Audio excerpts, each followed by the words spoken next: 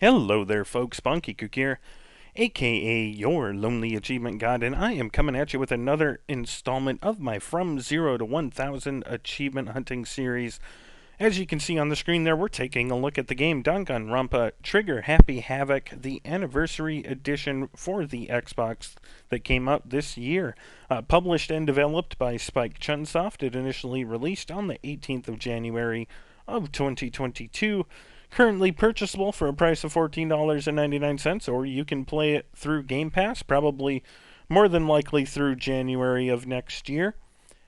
And if you try to read everything and watch all the cutscenes, you're probably looking at about a 50-hour completion. If you are an achievement hunter like myself, and that's why you're here, I'm going to be showing you the optimal path to get through the game, which will probably take you around 20 hours all told. You might be able to get it done in as little as 15. It might take a little bit longer. If you want the exact amount, you can kind of check the runtime of my video guide here, because I'm not entirely sure how long this is going to take as of starting this recording. There are 38 achievements for 1000G, and we're going to cover the achievements in a little more detail here in a bit. But I did want to start off with a bit of a warning. This is my favorite visual novel of all time, up there with the 999 Zero Escape visual novels. But Danganronpa was first for me, and I'm really excited to make guides for this. So I went over, way beyond what I probably should. You are currently watching a spoiler-full video guide. This is going to get you the optimal path to all the achievements, and I wanted to make this abundantly clear. There are probably spoilers in this video guide. If you don't want to be spoiled, I'm going to be dropping a link in the description to a spoiler-free text walkthrough, so you can still follow along and get all the achievements without having spoilers happen. I do want to make this clear. I'm not going to be sitting here spoiling what happens next for you.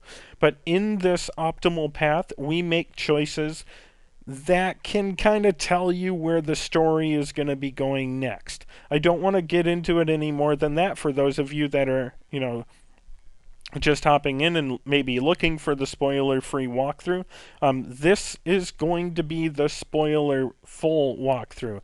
The optimal path where decisions can potentially indicate to you the way the story is going to go next. So if you're looking for the spoiler-free walkthrough, I'll drop a description or a link in the description to my website that has that. And I'll also drop the text guide that accompanies this video, the spoiler full one, and that's actually mostly what I'm reading as I go through and make this video guide here. So make sure that you pick the correct version of the guide. There's only going to be one video guide. I'm only going to make a spoiler full one because making a spoiler free video guide can be a bit confusing with some of the decisions you have to make. So I'm going to cover that in the text, and I may make a video guide like specifically just about the differences and things you have to look out for when doing the text version. But I will not be doing a full spoiler-free video walkthrough like we are here. This will be a full From 0 to 1000 spoiler full walkthrough. I will not be editing the footage or anything like that. We will be starting at 0 gamer score and working our way to 1000 together. So you will know exactly how long it should take you. With that said, this is a pretty fun visual novel slash point and click slash mystery game. As I said, I'm going to be spoiling things. So if you want the spoiler-free walkthrough, check the link in the description. That'll bring you to the spoiler-free one. Or if you prefer text, I have a text version of both spoiler-free and spoiler-full. But I will be doing my best to not spoil things directly. I'm just warning you that some of the decisions we make may let you know what's going to happen next. The achievement list is rather simple. There are 38 achievements total. for 1000G, and how long it takes is going to depend on how much you want to read.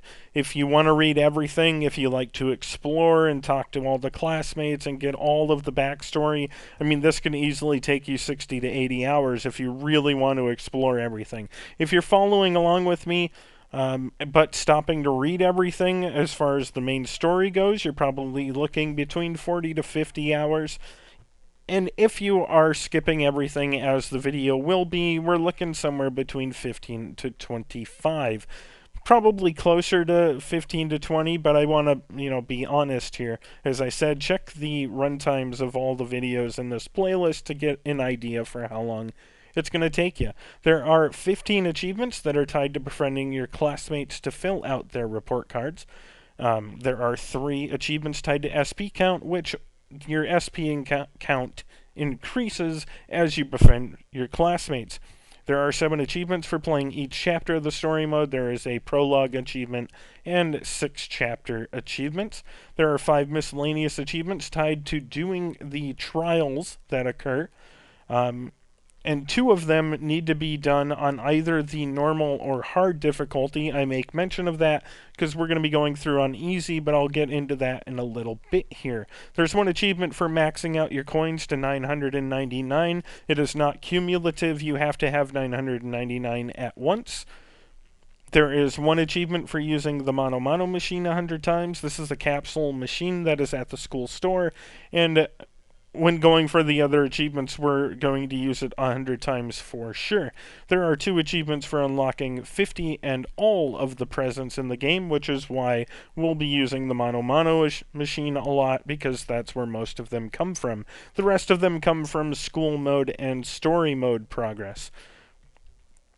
There's 1 achievement for purchasing everything in the gallery. There's a trick to doing this using save load so we don't lose any of our coins if we had to. Otherwise, we'd be looking at another 3 to 4 hours of grinding to purchase everything, and no one wants to do that. Finally, there is an achievement, the dreaded achievement for getting all of the other achievements. I haven't seen anyone complain too much about this not unlocking, but I have seen people complain that it unlocks at different times. I have tested this walkthrough. As long as you follow along with me, the 1000G will pop for you. Just make sure you follow along with me exactly. If you deviate at some point, I cannot guarantee that things will work for you the same way. So if you're interested in following along with this walkthrough, I really do recommend following with me 100% and not just popping in once in a while. It seems like a lot, but stick with me and it won't be bad. There is 1 final thing. The game prompts you to save at major points, but after the prologue you get a handbook that allows you to save at almost any time. I recommend saving every day. And you'll know when the days change because you get an announcement and a video and cutscene, and you'll know when the days change. This game isn't very janky. There are quite a few moments I've noticed where it freezes for a second or 2, but I haven't had it crash on me. However, I don't want you to lose any progress, so maybe make 1 save that is your at the beginning of each day. That way, and you can overwrite this once you get to the next day. Just having something to fall back on. I really do recommend using the 30 save slots you are given constantly and just cycling through new save slots over and over and over again. There's no reason not to use them. You have them, and that way if the game does crash or power outage or whatever, you don't lose a lot of progress. Okay, so going to go ahead and get started here. The introduction and the prologue are very straightforward. If you're just looking to get the achievements as quickly as possible, as we've already mentioned, the start button will skip most of the cutscenes, not all of them, and holding the B button will skip through just about all of the text. But I have to put this in here because I really do enjoy this game. I do recommend enjoying the story. So, as I said, I'm going to be skipping the text, but feel free to read it and just catch up to where I am in the video after you read all the dialogue. But, again, I'm here to get you the 1000G as quickly as possible. So, Nothing is really missable, so if you want to go run off on your own, feel free, but make sure that if you're following along with me, that there are certain things you need to do. Some saves specifically after we purchase the gallery stuff and stuff like that you have to do in order to unlock all of the achievements. So I don't recommend deviating from me too much if you want to get the 1,000. If you are interested in getting your completion, try to stick with me as much as you possibly can.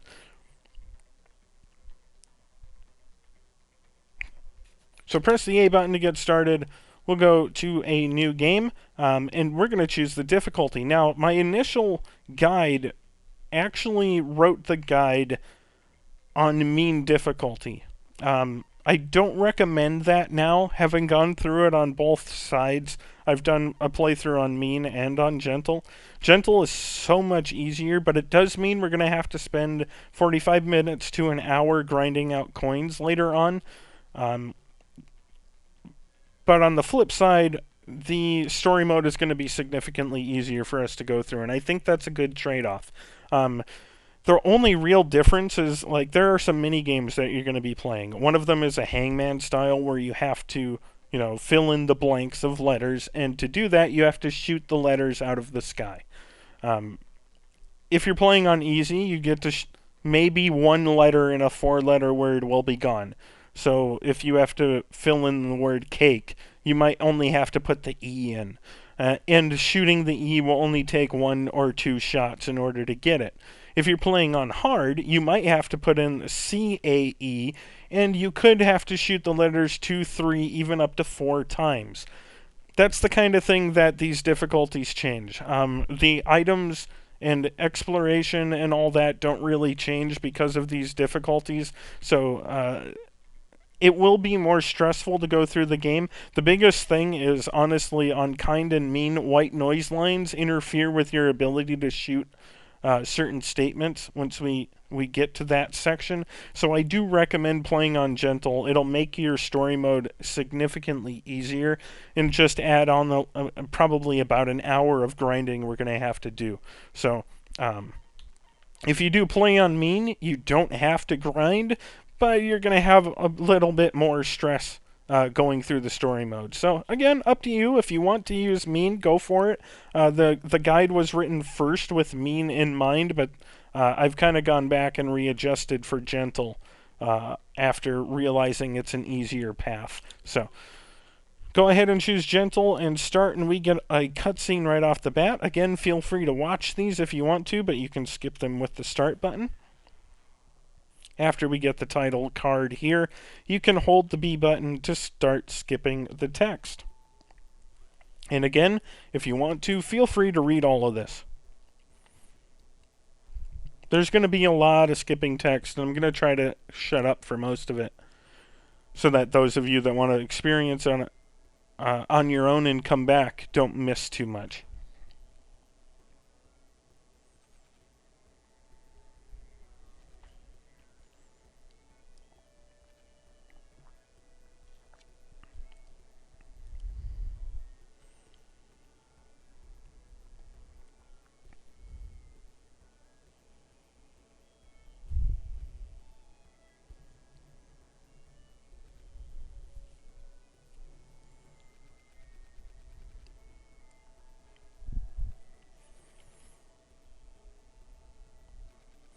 I'll admit that when this came out, I was in a point in my life where the story probably hit harder than it would if I experienced it now, but sometimes that's all it takes. I have a soft spot for this game, and my first experience with it was basically magical, so I really hope that you guys enjoy it. Maybe go through and get the achievements in it, and then kind of explore it on your own, because I really enjoyed it, and I hope that you do too. So go ahead and make a save wherever you want. We'll just start with slot number 1. I actually do recommend saving slot number 30 for at the end of the game. I've already mentioned we're going to be purchasing the gallery items in kind of a separate save and load situation. I recommend saving slot number 30 for that to happen. So just use slot 1 through 28 or 29 just remember that try to keep that slot 30 for later use. We're a good couple of hours away from it, so I'll try to remind you when we get closer. But we're going to wake up in a classroom here and kind of familiarize ourselves with the controls. Primarily a point and click, but there is some lateral movement, first-person movement mixed in. So first things first, you can use the left analog to move your cursor. You can use the right analog to move your angle up and down and left and right. And if you press Y, the game will cover this later, but it shows you all the interaction points. So the monitor there, the door, the note, the clock, the security camera, and the barred windows. What we need to do in this first area is move the cursor over the clock and hit A on it to interact. Now, move the cursor down to the paper on the desk. And examine either one of the metal plate interaction points. And that will trigger your ability to leave the room. Now, you can leave the room in rooms that you can see the door. You can leave the room by clicking on it and hitting A to confirm yes, or you can press the B button and get used to using the B button. I would say like 80% of the rooms you can't even see the door to leave anyways. It's just faster to use the B button. We'll wind up out in the hall here, and this is where the first person perspective comes in. It's going to tell you that there's a map that you can bring up with the Y button. So we can press Y to bring up the map, and we can walk around with the left analog. Both the left analog and the right analog move your camera, so it can be a bit confusing to walk around. So I just recommend getting used to it right now. You're going to want to bring up this map kind of regularly, especially early on before you get used to the layout. As I said, I've played this game, 10 years ago when it came out. I played it multiple times then, and now I've gone through it multiple times now. So I have the entire layout memorized. So I'm going to do my best to point out the exact locations we need to go through, and I may point out a location by saying, oh, go to that room, in the center that has kind of the Y shape to it. That's kind of how I'm going to point things out. So you can use Y to bring up the map overlay. If I say to use the map 90% of the time, I just mean opening this up. The other thing you can do to bring up the map is to press the X button, but we don't have access to our handbook yet, so we don't have to worry about that. And then you can press the B button to move faster. I kind of recommend getting used to that. So once you have, kind of a feel for the controls, we need to head to that, entrance hall down here that looks like 3 buildings at the bottom, or 3 telephone booths. I don't know what it is, but we're going to head over there. Once we hop in here, we meet the cast of the story. And again, feel free to stop here, and at the very least, stop here and, just introduce yourselves to the characters so you know what's happening. But you can feel free to skip everything too.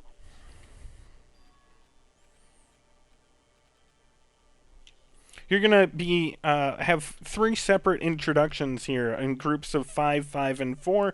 Just go ahead and hit A on each person in turn, and you'll get the introduction to them. Get a little bit of dialogue and kind of learn who they are, and then you'll move on to the next character in line. As you'll see when we put our cursor over a person, it tells you the name of the person. That'll come in handy later on. There are some areas where there are objects and people that are right over top of each other, and sometimes it can be hard to tell if you're interacting with the person or the object. So if you want to interact with the person, just keep an eye out for that name popping up out from the cursor, because that'll indicate that you're over the person and not the object.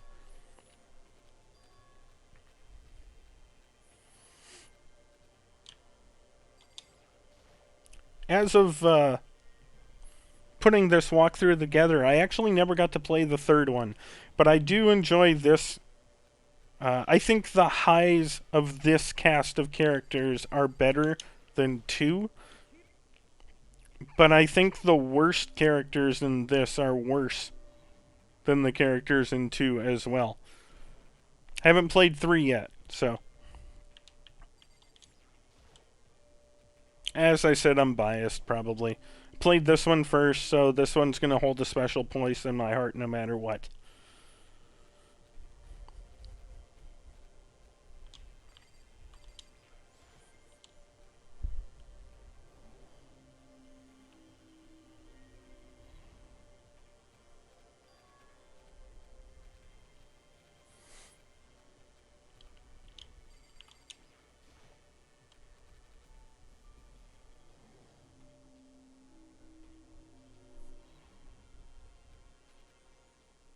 Is it common for women to wear ties in Japan, or is this just an artist's, fetish or something? Like, I think every woman in this game wears a tie.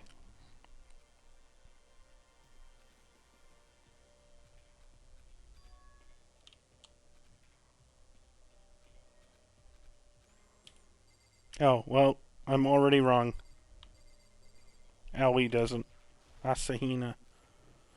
Probably going to mispronounce names if I have to say them out loud, so I do apologize.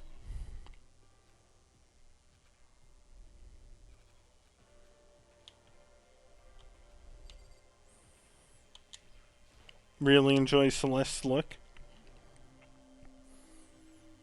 Celestia.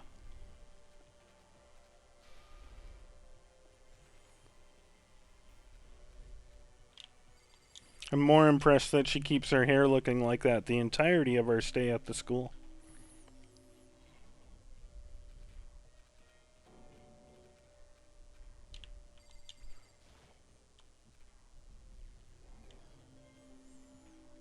And this is our last introduction here with these 4 classmates. So once you finish with whoever you pick last, the story will progress on its own.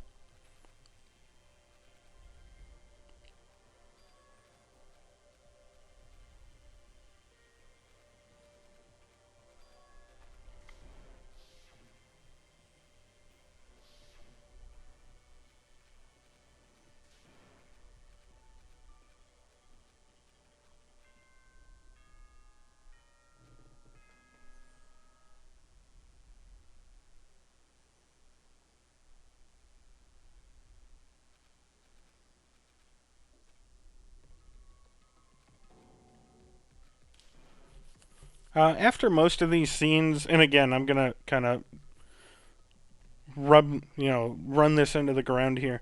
There's gonna be people left behind.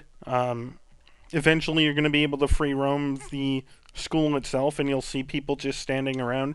If you want to, feel free to talk to them.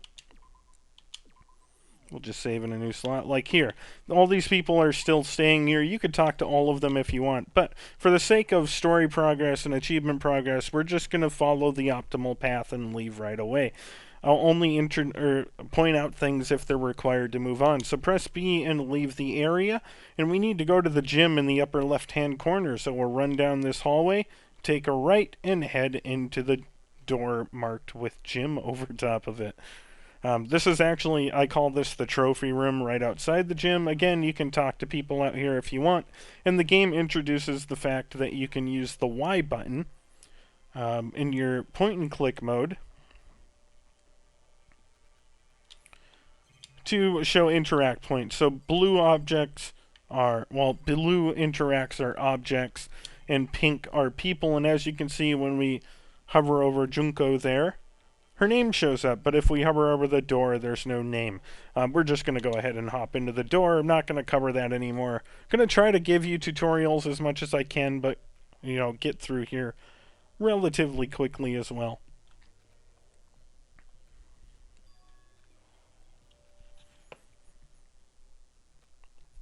Got a cutscene here, so feel free to skip it.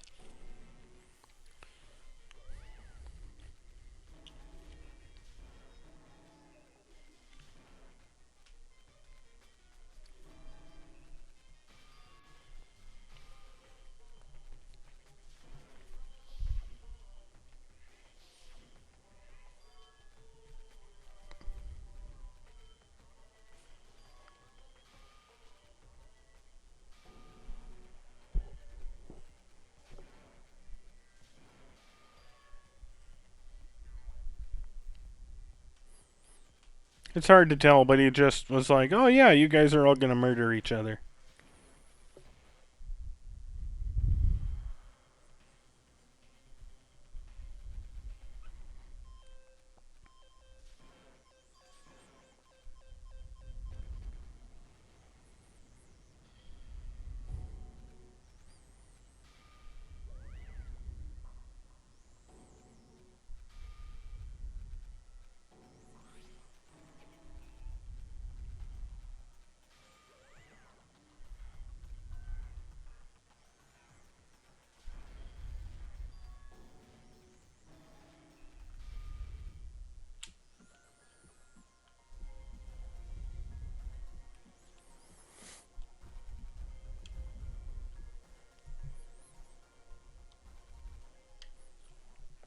And there we go, folks. We're gonna get to the end of the prologue and unlock our first achievement from 0 to Hero for 10G, giving us 10 out of 1000 for finishing the prologue. It's going to pop once we get to the save screen. And I think that's going to be the end of part 1 of the walkthrough. We got a cutscene here, so go ahead and skip it. You can watch it if you want. We'll receive our first present. We get one after every chapter. And as you can see, our first achievement pops there. Go ahead and save however you want, and that's the end of the first part of our From 0 to 1000 achievement walkthrough. So, I will come back to you guys and gals with part 2 / chapter 1 of our spoiler-full achievement walkthrough for Danganronpa Trigger Happy Havoc. If you have any questions or comments for me, as always, reach out to me, but if not, I will see you guys next time.